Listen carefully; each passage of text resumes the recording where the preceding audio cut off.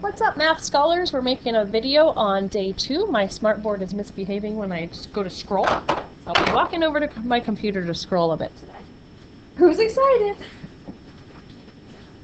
That was terrible. They're really, really, really quiet today. Who's excited? You guys are always really, really quiet, but it's really, really quiet. Alright. Let's do the Stephanie problem. So Stephanie is adding pennies, nickels, and quarters onto a scale. She has 3 unknowns. It's pennies, nickels, and quarters. Until the mass of the combined coins is 75 grams. Each penny has a mass of 2.5 grams. Each nickel has a mass of 5 grams. And each quarter has a mass of 5.7. Create an equation to model the situation, where X is the number of pennies, Y is the number of nickels, and Z is the number of quarters that Stephanie can put on the scale, so her mass will be 75. We just did stuff like this. I want you to try this all by yourself and see how you do. So hit pause and give them a second to try it. Hello everyone, it's Miss Sandy, and I'm going to be your student teacher today because Mrs. Harper's taking a break for a little bit. So, first, what I did was I put what everything is going to equal all together. So that's 75. That's underlining 75 grams. And I put it over here and put equals. And then we have 3 different variables. We have the pennies, crossing out pennies. We want to underline pennies. Pennies, nickels, and quarters. Yep, that works. So it says for the variables I have to use X for pennies, Y for nickels, and Z for quarters. Don't mess that up or you'll miss points on the air test. So we're going to put Y, and then plus, and then I missed the X. Ignore that part.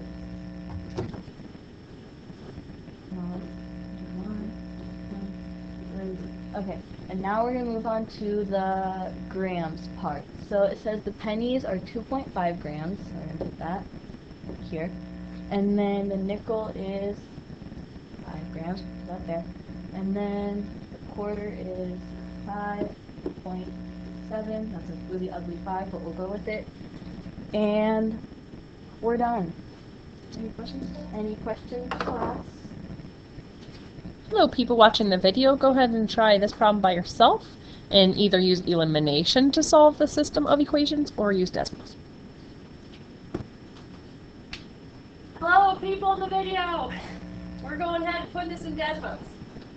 Microphone's really far away. There's your system. We're going to put in x plus y equals 217. We're going to put in x minus y equals 85. Now, should I panic? I cannot see anything on my graph. What should I do? Zoom out. Out, out, out, out, out. Oh, there it is. And then how can I find that crossing point? Hover, click. Love it. Hover, click. There's our 2 numbers. 151 and 66. You can check. Those numbers do add up to 217 and they do subtract 85. So you can definitely do elimination to solve. You can use Desmos to check. You can just use Desmos to solve. 151 would go in one box. What was the other one? 66?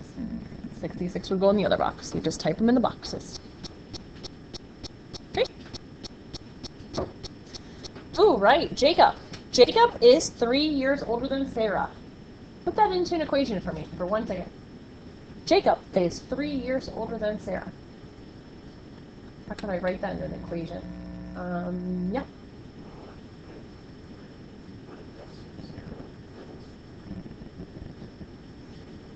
Okay, so Sarah plus 3 equals Jacob. I like that idea. Jacob is 3 years older than Sarah. That'll work. All right, who can give me an equation for my second sentence? Well, this is the second part of the first sentence. Caroline is twice as old as Sarah. Put that in the equation for me. Luis? Perfect. Twice as old as Sarah would be Caroline. And then they actually give us some information. Caroline is 28 years old. So we can kind of just use substitution. I know there's like 3 variables, but we can definitely use substitution here. We know that Caroline is 28 years old.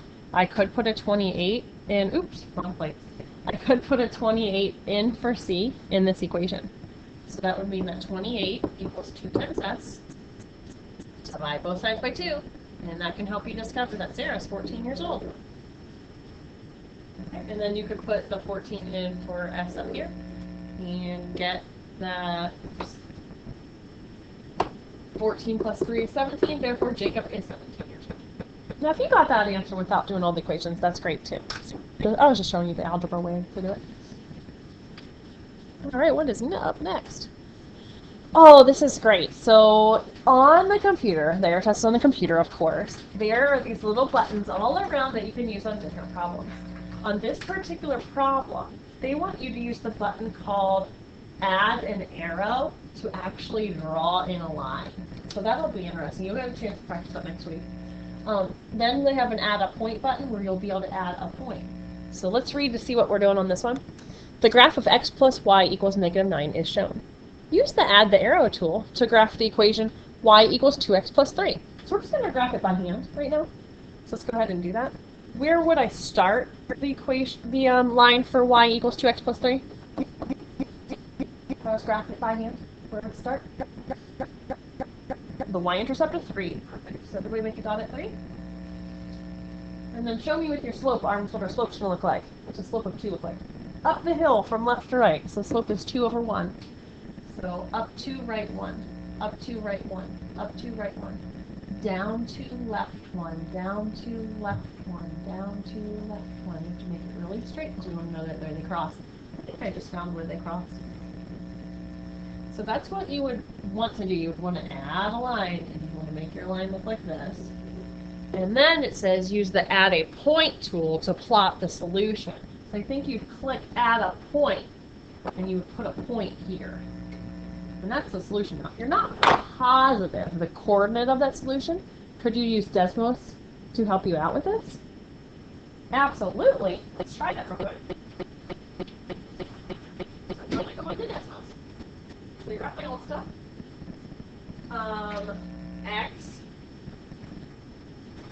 X plus y equals -9 is that original line they've got. I'll hit home to go back to my normal view. And then the line we added in was y equals 2x plus 3. But yeah, hover click, you can find where that crossing point is if you're just not sure. If you're just not sure, you hover click and that crossing point is -4 or -5. So you'd want to make sure in your test you would have this point at -4, -5. All right, what about this next one? How many solutions does a linear system have? Could we use Desmos? What do you guys think? Absolutely, let's do it. Let's graph the first one and the second one and see how many times they cross. You know my old stuff? Okay, so my first one, -8x plus 2y equals 6. So my first line is purple. Make a note of that. My first line is purple. I don't know what color yours is. My second line, -4x plus y equals 3. My second line is black. Where'd my purple line just go? Underneath the black one, right? So what does that mean? Infinite solutions. They are crossing everywhere.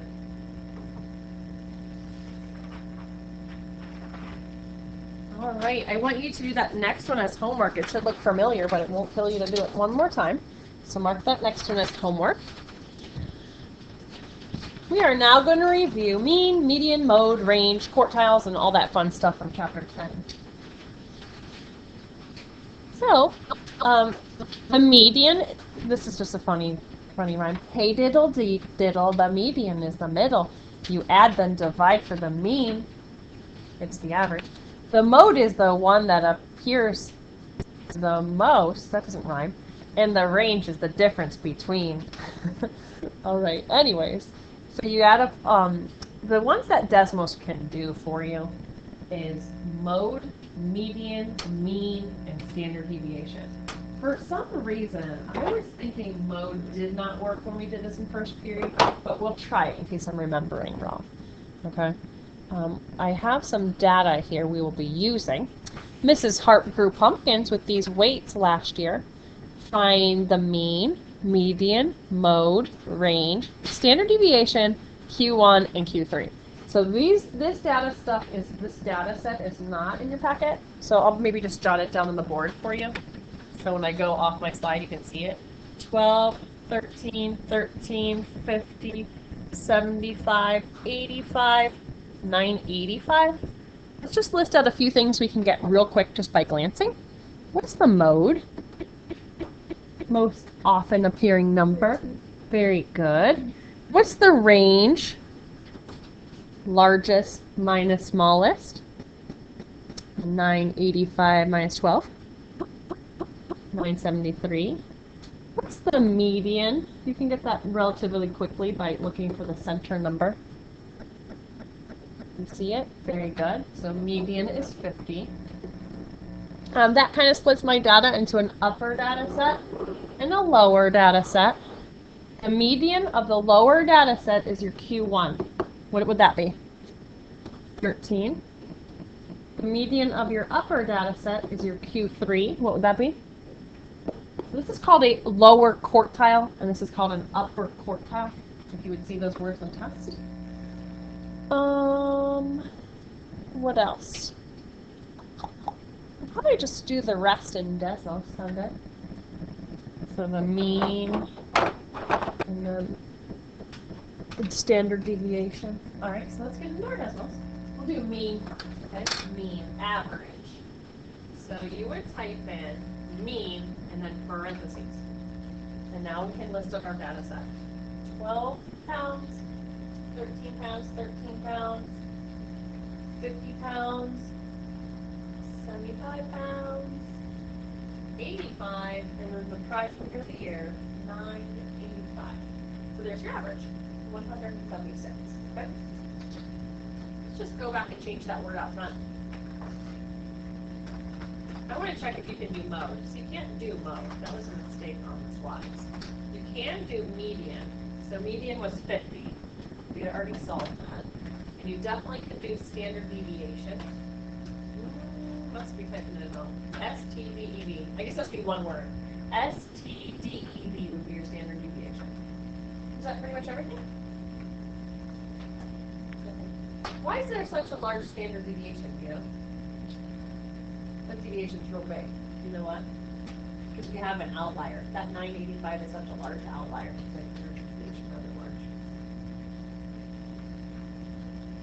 All right, let's talk probability. We haven't really done probability in this class, but you never know when a question might occur.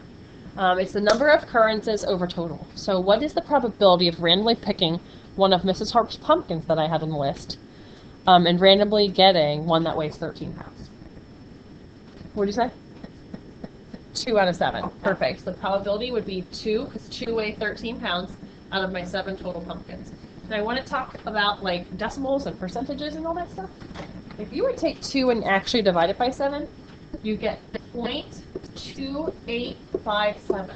So you can answer a probability question with a decimal, or you can move the decimal place over twice and answer it as a percentage. So there's a 28.57% chance of picking that pumpkin. Make sense? All right.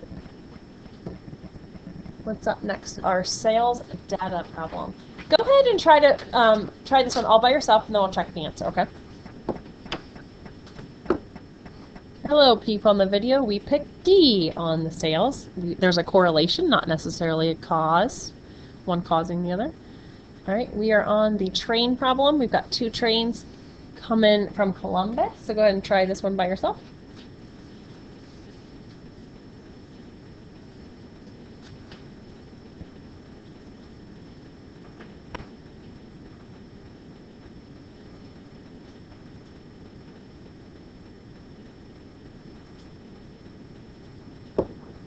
We decided train A was 1,800 miles away and train B was 1,200 miles away from Columbus.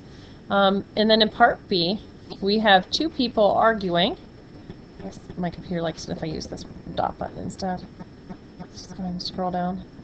One person is saying that Tom is claiming both trains are traveling the same speed over a certain interval. But Sarah is claiming that both trains are traveling at different speeds the entire trip. Who's correct? Who votes Tom is correct? Who votes Sarah is correct? Tom is actually correct. Do you know where they're traveling the same? I think Sandy voted that Tom was correct. Where are they traveling the same amount, the same exact speed? From 1 p.m. until 6 p.m., they're traveling the exact same speed because they're remaining parallel to each other. One is not catching up to the other one. One would be catching up to the other one if one was going faster. Since their lines are parallel, that's where they're traveling the same speed. So Tom is correct because from 1 to 6 p.m., their lines are parallel. And that means they're going the same speed. Okay? All right, we have set up a Venn diagram for the Mrs. Jones problem. It says, in the class, 75% of the students have a brother, 82% have a sister, and 65% have both. So I'm actually going to start with my 65% have both. I'm going to put it in as a decimal. Just because when I didn't see on this keypad a percentage button, so just better do decimal. So 0.65 would be the people that are in the overlap region and have both. Now, if we need this whole entire thing for people that have brothers to be 75%, 0.75, you can subtract these two numbers to see how many just have a brother. So 0.75 minus 0.65 is 0.10, 10%. 10% have only a brother. 65 have a brother and a sister, which gives us a 75% have a brother. Does that make sense? All right, let's go over to sister. 82% have a sister. So basically 0.65 with the people that only have a sister is going to be that 0.82. So we're backwards, 0.82 minus 0.65. That's 17%. Now let's talk how we're going to answer the question. What is the probability a student has a brother or a sister? Anybody know what numbers are going to need to be added together? Basically, everybody who has a brother, everybody that has a brother and a sister, and everybody that has just a sister would fall into the category of people that have a brother or a sister. So we'll add them up. 0.10 plus 0.65 plus 0.17. So basically 92% of people have a brother or a sister in this case. And we would type it in, 0.92. And since it's 1:40, I'll give you that last one too for homework. So you only have 2 homework problems, right? That's about right. All right, so have a happy weekend. And thanks for watching the video at home if you're at home.